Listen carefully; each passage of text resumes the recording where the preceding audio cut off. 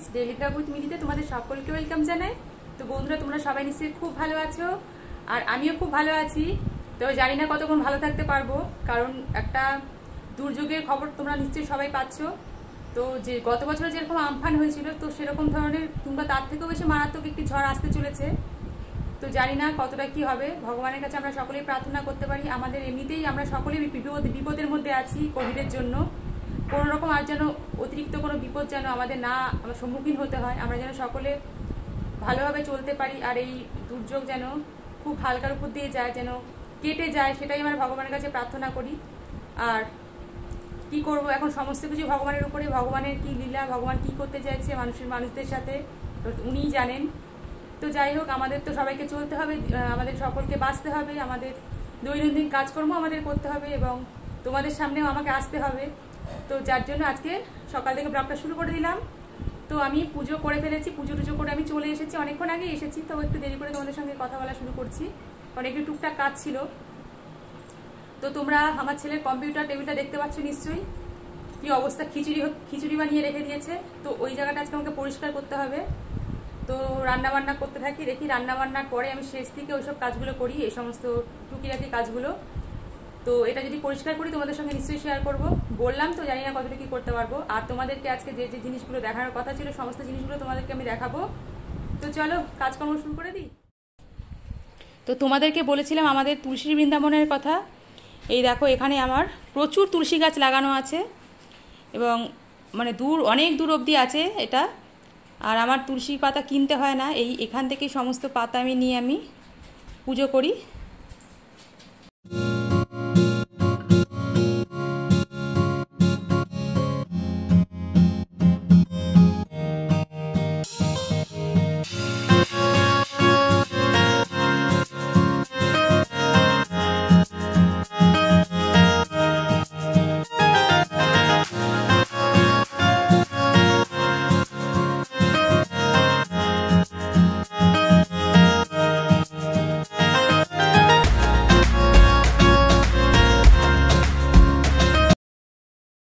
তো এই দেখো আমাদের টগর গাছ, ছোট্ট খুব টগর গাছটা, আর একটাই মাত্র ফুল ফুটেছে আজকে দেখো।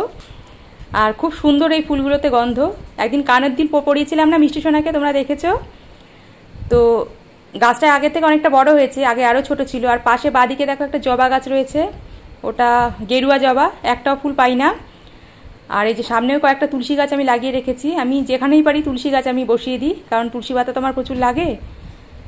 তো এখানে কিছু গাছপালা লাগিয়েছি, আর এখানে লেবু গাছ আছে, আর কুন্দন ফুলের গাছ আছে। তো কলা গাছের একটা বিশাল বড় ঝাঁকও ওদিকে আছে। এই যে এগুলো সব কুন্দন ফুলের গাছ। আর কলা গাছের ঝাঁকের জন্য আমাদের বাড়িতে কোনো গাছপালা, মানে ফুলের গাছপালা হয় না। আর এই যে এটা হলো লক্ষ্মী জবার গাছ, দেখো একটা ফুল ফুটে আছে, ওই দেখো খুব ছোট্ট ছোট্ট জবা ফুলগুলো, এই দেখো খুব ছোট্ট, আর কালারটাও একটু গোলাপি গোলাপি টাইপের। এই গাছটাতেও আমি 2, 3, 4 এরকম করে ফুল পাই। এই দেখো একটা কড়িও আছে, এই কুড়িটাতে কালকে ফুল ফুটবে। তো এই গাছটাও খুব বেশি একটা বড় না, ওই গাছের ছায়ার জন্য, মানে কলা গাছের ছায়ার জন্য গাছগুলো খুব একটা বড় হয় না, খুব ধীরে ধীরে বড় হচ্ছে। যেটুকু আমি পারি সেটুকু করি গাছগুলোর জন্য। আর এই যে এটা হলো ওই চন্দন জবার গাছ। এই গাছে প্রচুর পোকা হয়েছিল, প্রচুর, মানে বলার মতো না, গাছটা পুরো মরেই যাচ্ছিল প্রায়। তো ওষুধ দেওয়াতে দেখো এখন সবুজ সবুজ নতুন নতুন পাতা গজাচ্ছে, একটা ফুলও ফুটে আছে গাছে। তো সবে এখন নতুন পাতা ধরছে, আগামী দিনে হয়তো ফুল ফুটবে, কারণ এই গাছে এত ফুল ফোটে না, একটা ঝুড়ি আমার পুরো ভরে যায়। তো এই দেখো আমাদের বাড়ির কাঁঠাল, এখনও পুরোপুরি কাঁঠাল হয়নি, এখনও ইঁচড় কাঁঠালের মাঝখানে রয়েছে। তো সাইজ দেখো কি বিশাল বিশাল। অন্যান্যবার অনেক হয়, এবারে কিন্তু পরিমাণে মানে খুব কম হয়েছে। তো 2, 3টেই আছে গাছে। আর অনেক কাউকে মানে ছোটো ছোটো অবস্থায় কেটে আমরা দিয়েছি, কারণ আমাদের এই কাঁঠালগুলো না খুব একটা মিষ্টি হয় না, একটুখানি পানসে পানসে খেতে, যার জন্য পাকার আগেই আমরা ইঁচড়ই বেশি খেয়ে নিই। তো এই দেখো একটা কলার কাঁধি, আর 2-3 মাস পরেই এটা পেকে যাবে। তো বিশাল বড় গাছ, আর কাঁধিটা হয়েছে বিশাল বড়, দেখেছো কত কলা গাছ। আর এই গাছের ঝাড়ের জন্য আমাদের অন্যান্য ছোট ফুলের গাছ আমি করতে পারি না। আমার ফুলের গাছ খুব ভালো লাগে। এই কলা গাছের শখ হলো আমার হাজবেন্ডের, আমার একটুও ভালো লাগে না। তো আজকে তোমাদের সঙ্গে আমি রান্নাবান্না বিশেষ কিছু শেয়ার করলাম না, শুধু মাছের ঝোলটা রান্না করেছি তোমাদেরকে দেখাচ্ছি। আজকে হয়েছে ডাল, একটা ভাজা আর মাছের ঝোল, সিম্পল রান্নাবান্না।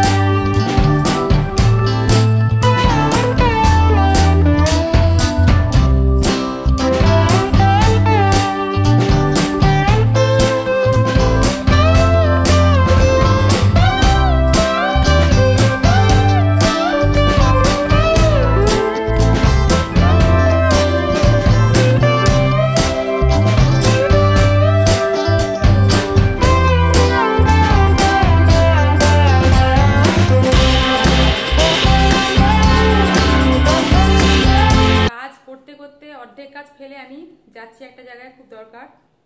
তো যাওয়ার কথা ছিল আগামীকাল, কিন্তু আজকেই চলে যাচ্ছি। তো হঠাৎ করেই সমস্ত কাজ দেখো সব অগোছালো হয়ে রয়েছে, তোমরা দেখছিলে আমি পরিষ্কার করছিলাম, তো করতে পারলাম না। তো যাচ্ছি, আর এখন তো 2 মাস করতে হয়।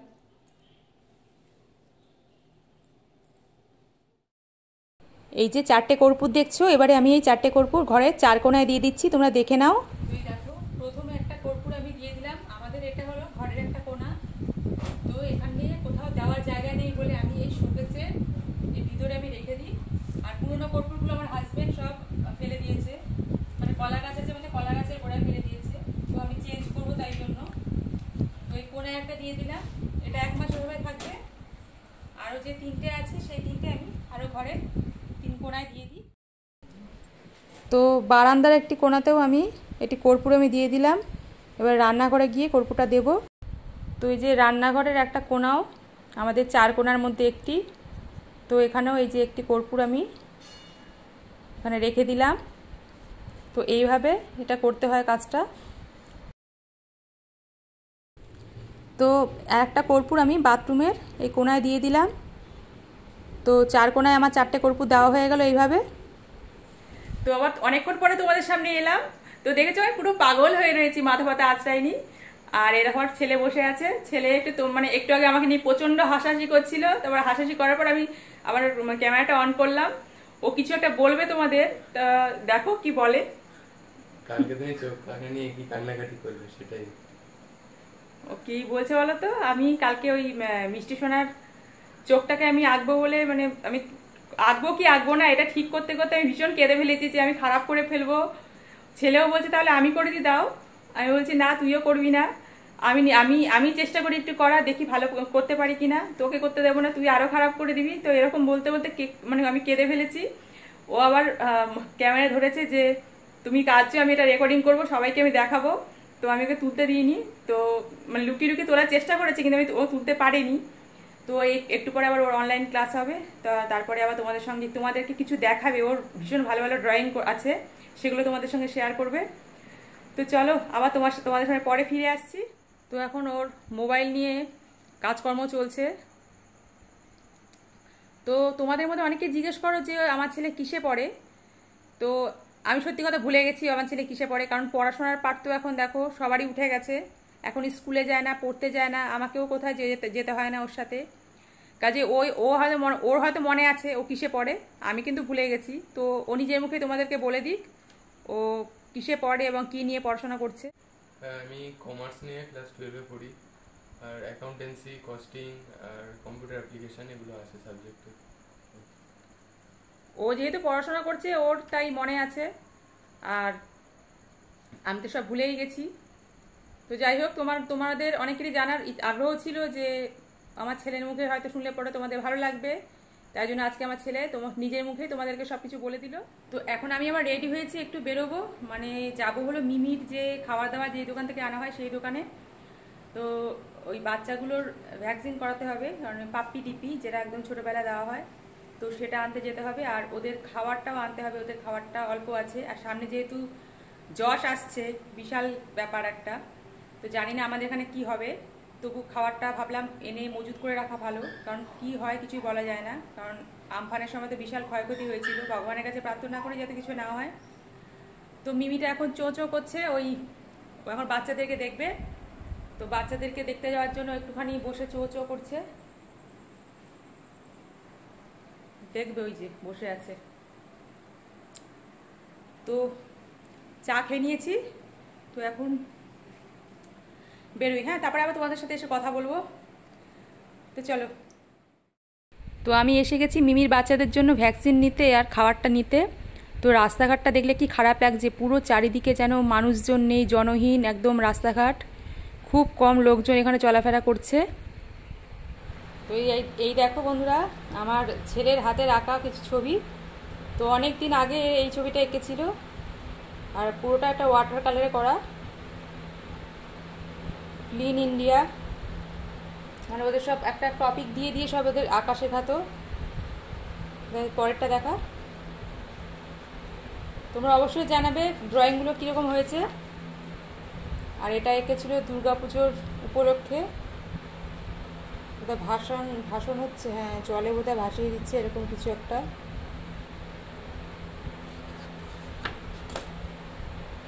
এই ছবিটা হলো দুর্গাপুজোর পুজো উপলক্ষে যেটা হয় আর কি, পুজোর সময় সবাই ঠাকুর দেখতে গেছে সেরকম একটা কিছু এঁকেছে।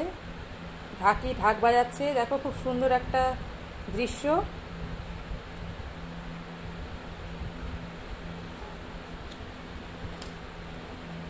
এই দেখো এর একটা খুব সুন্দর ছবি।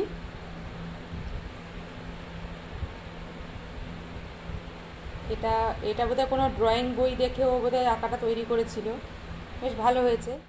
এই দেখো সৌরভ গাঙ্গুলির ছবি এঁকেছে, কত সুন্দর, দেখো ভালো করে দেখো। তো এই দেখো এগুলো সব পেন্সিল ড্রয়িং যেগুলোকে বলে, খুব সুন্দর এঁকেছে। দেখো একটা, এটা কি আমি ঠিক বুঝতে পারছি না, কিন্তু বোধহয় জলের উপরে কিছু একটা মানে বিল্ডিং রয়েছে এরকম কিছু একটা মনে হচ্ছে আমার, বেশ ভালো হয়েছে।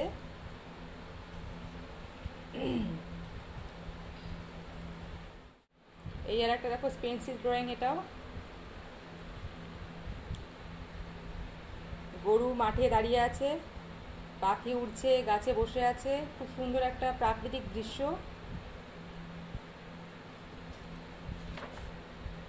বাহ, এই আঁকাটা খুব সুন্দর, দেখো এটা মানে আঁকাটা খুব জল জল করছে, উজ্জ্বল হয়েছে খুব আঁকাটা, খুব সুন্দর লাগছে এটা দেখতে।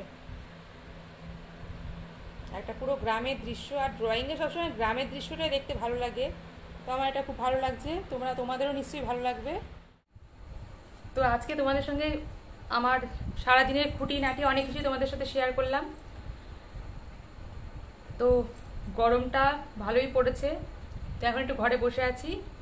আর আমার ছেলের ড্রয়িংগুলো দেখলে তোমাদের নিশ্চয়ই ভালো লাগলো, তোমরা অবশ্যই জানাবে কেমন হয়েছে।